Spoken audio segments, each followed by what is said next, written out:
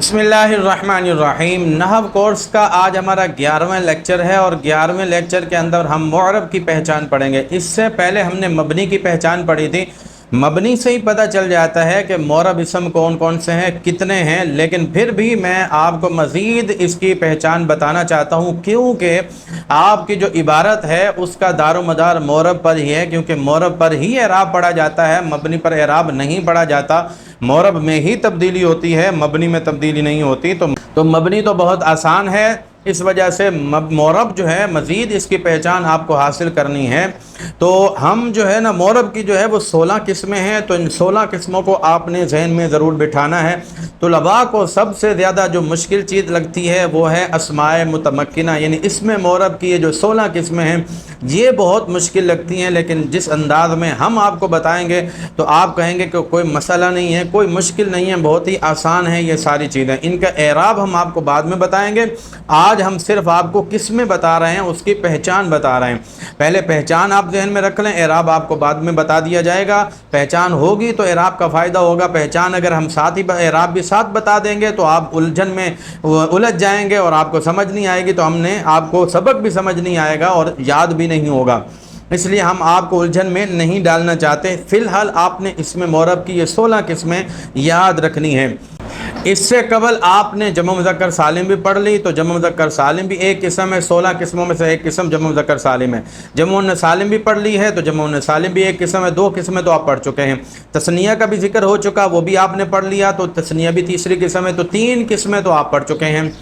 और अब जो मज़ीद किस्में मैं यहाँ पर बयान करना चाह रहा हूँ, इसी के साथ सबसे पहले मैं आपको 5 किस्में ज़हन नशीन करवाऊँगा और 5 किस्मों की मिसालें आज आपको बताऊँगा, यानी सारी बतानी है, लेकिन सबसे पहले आपको ये 5 किस्में हमने बतानी हैं। पहली किस्म है मुफ़रद मुनसरिफ़ सही। मुफ़रद मुनसरिफ़ सही क्या होता है? जैसे आपने वाहिद तस्निया, वाहिद जमा ये पढ़ा था पीछे, तो वो जो वाहिद होता है तो वही अगर गैर मुनसरिफ़ ना हो, यानी उसमें 9 असबाब में से कोई सबब ना पाया जाए, तो वो मुफ़रद मुनसरिफ़ सही ही होता है। उसके आखिर में वाव भी नहीं होनी चाहिए और आखिर में या भी नहीं होनी चाहिए, ये भी ध्यान में रखें। जैसे मुहम्मदुन एक फ़र्द के लिए बोला जाता है, आखिर में वाव भी नहीं है, या भी नहीं है, तो ये मुफ़रद मुनसरिफ़ सही है। इसी तरह रसूलुन एक फ़र्द के लिए बोला जाता है और आखिर में वाव या भी नहीं है, तो ये भी मुफ़रद मुनसरिफ़ सही है। इसी तरह ख़ातमुन ये एक फ़र्द एक चीज़ के लिए बोला जाता है, अंगूठी के लिए, तो आखिर में वाव या भी नहीं है, तो ये भी मुफ़रद मुनसरिफ़ सही है, गैर मुनसरिफ़ भी नहीं है, 2 सबब नहीं पाए जा रहे, तो इसको कहते हैं मुफ़रद मुनसरिफ़ सही। और दूसरा है जारी मजराए सही। जारी मजरा सही वो होता है कि इसम के आखिर में एक तो वो वाहिद हो, यानी एक चीज़ के लिए बोला जाए, जैसे दलवुन एक डोल के लिए बोला जाता है और आखिर में वाव भी है और वाव से पहले वाला हर्फ दलवुन, वाव से पहले लाम है और लाम साकिन है। तो जारी मजरा सही वो होता है कि आखिर में वाव हो या हो और उससे पहले वाला हर्फ साकिन हो। दलवुन ज़बजुन में भी आखिर में या है, या से पहले वाला हर्फ बा है, साकिन है। रमजुन इसके आखिर में भी या है, या से पहले वाला हर्फ मीम है, वो भी साकिन है। ठीक है, ये 2 चीज़ें आपको समझ आ गई। बाकी जमा मुकस्सर मुनसरिफ़, जमा मुकस्सर तो आपने पढ़ ली, जमा मुज़क्कर सालिम तो आपको आती है, जमा मुअन्नस सालिम भी आती है। तो जमा मुज़क्कर सालिम, जमा मुअन्नस सालिम, इनके अलावा बाकी जितनी जमा आपने पीछे पढ़ी हैं वो सारी की सारी जमा मुकस्सर मुनसरिफ़ हैं, जमा अक्सा को छोड़कर। जमा अक्सा भी आप पीछे पढ़ चुके हैं, तो जमा अक्सा को छोड़कर बाकी जितनी भी जमा हैं, वो जितने औज़ान हमने पढ़ाए हैं वो सारे जमा मुकस्सर मुनसरिफ़ के हैं। जैसे वजूहुन, सुहुफुन, किरामिन, ये जमा मुकस्सर मुनसरिफ़ है। इसी तरह गैर मुनसरिफ़ वो होता है कि जिसमें 2 असबाब मनसर्फ में से 9 असबाब में से 2 सबब पाया जाए या 1 सबब पाया जाए जो 2 के कायम मकाम हो। मिसाल के तौर पर असफल है, तो एक तो ये वज़न फ़ेल है, फ़ेल के वज़न पर है, और दूसरा इसके अंदर ये पाया जा रहा है सबब कि ये वस्फ़ है, ये इसमें तफ़ज़ील है। यूँ समझ लीजिए इसमें तफ़ज़ील जितने भी हैं वो सारे गैर मुनसरिफ़ होंगे। अय्यूब एक तो ये नाम है, दूसरा ये दूसरी ज़बान का लफ्ज़ है, तो इससे भी पता चल रहा है गैर मुनसरिफ़ है। तीसरा सवामिउ जमा अक्सा है, तो जमा अक्सा तो आप पीछे पढ़ चुके हैं, तो वो जो जमा अक्सा होती है वो भी गैर मुनसरिफ़ होती है। तो 4 किस्में हो गई। 5वीं किस्म जमा मुअन्नस सालिम है और जमा मुअन्नस सालिम आप पढ़ चुके हैं। तो 5 किस्में ये होगी, मैंने नीचे मिसालें दी हैं। جو مثالیں دی ہیں اس میں غیر منصرف کی پہچان میں ہو سکتا ہے آپ کو دشواری ہو، لیکن میں آسان پہچان آپ کو بتا دیتا ہوں۔ آپ نے دیکھنا ہے مفرد منصرف صحیح تو نہیں ہے، جاری مجاز صحیح تو نہیں ہے، جمع مکسر منصرف تو نہیں ہے، جمع سالم تو نہیں ہے۔ جب ان چاروں میں سے کوئی نہ ہو تو سمجھ لیجئے کہ وہ غیر منصرف ہے۔ تو یہ بہت سی آسان میں نے آپ کو پہچان بتا دی۔ 5 قسمیں یہ ہو گئی، مزید ہم آپ کو 4 قسمیں بیان کر رہے ہیں اب دوسرے سٹیپ کے اندر۔ اسماء ستہ مکبرہ، اسماء ستہ کا معنی ہوتا ہے 6 اسم، اور مکبرہ کا مطلب ہوتا ہے مصغر نہ ہو، یعنی جس میں چھوٹا کا معنی یا تھوڑا کا معنی پایا جاتا ہے، جیسے کتاب چھوٹی کتاب، تو جس میں ترجمہ میں چھوٹا آ جاتا ہے نا وہ مصغر ہوتا ہے۔ تو یہ اس میں چھوٹا کا معنی نہ آئے تو اس کو مکبرہ کہتے ہیں۔ یہ 6 کون کون سے ہیں جی؟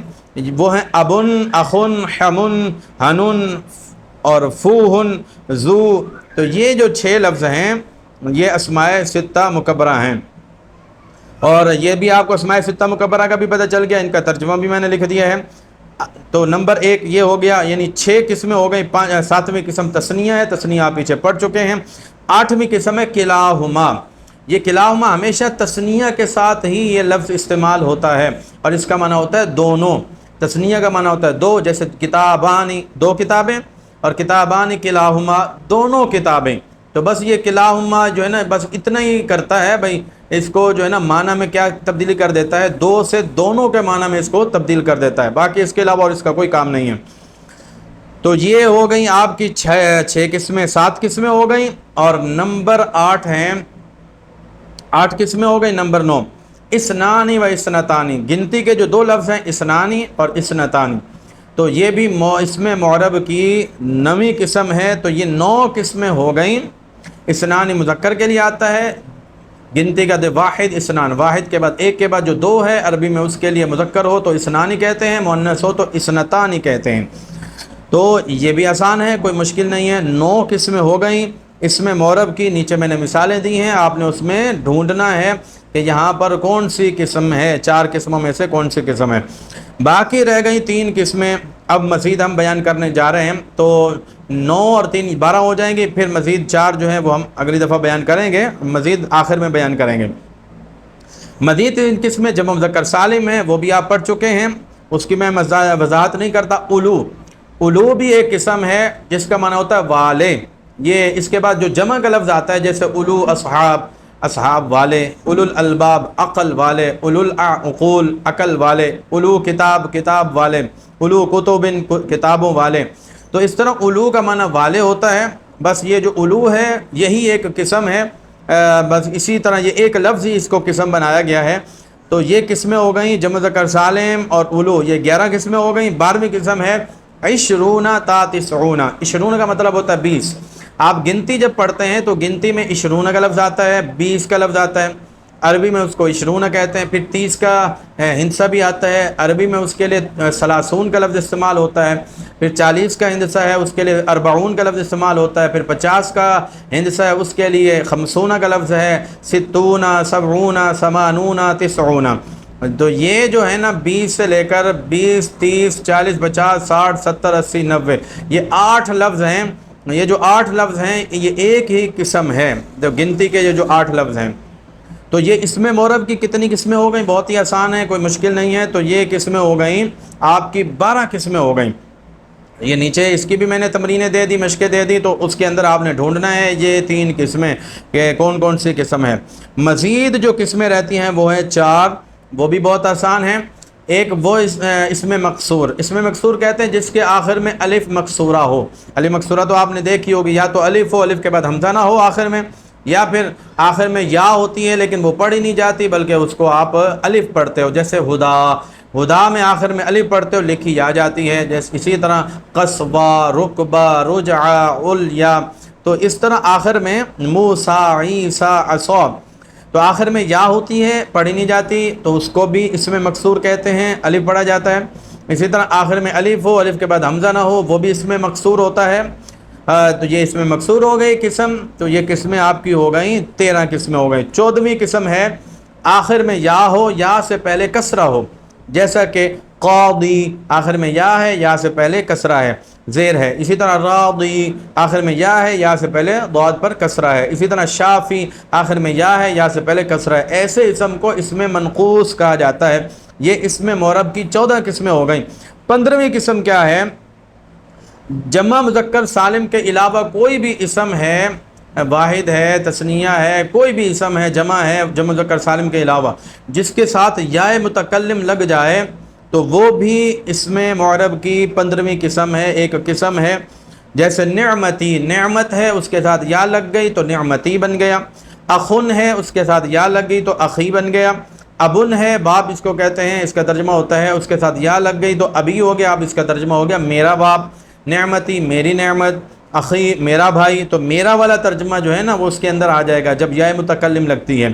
تو یہ کتنی قسمیں ہو گئی؟ 15 قسمیں ہو گئی۔ 16ویں قسم کیا ہے کہ جمع مذکر سالم تو آپ نے پڑھی ہے، جب جمع مذکر سالم کے ساتھ یہی یا لگ جاتی ہے نا جس کا ترجمہ ہوتا ہے میرا، میری، یا متکلم، یہ جو یا ساکنہ جب یہی لگ جاتی ہے تو اس وقت اس کا جو نون ہوتا ہے اس کو ہٹا دیا جاتا ہے۔ مثال کے طور پر مسلمون، دیکھیں آخر میں نون ہے، جب ہم اس کے ساتھ یا لگا دیں گے تو یہ بن جائے گا مسلمون، یا آخر میں یا لگ گئی یا متکلم کی، اب جب یا لگ گئی تو نون کو ہٹا دیں گے تو اب یہ بن جائے گا مسلمو یا، نون ہٹ گیا مسلمو یا۔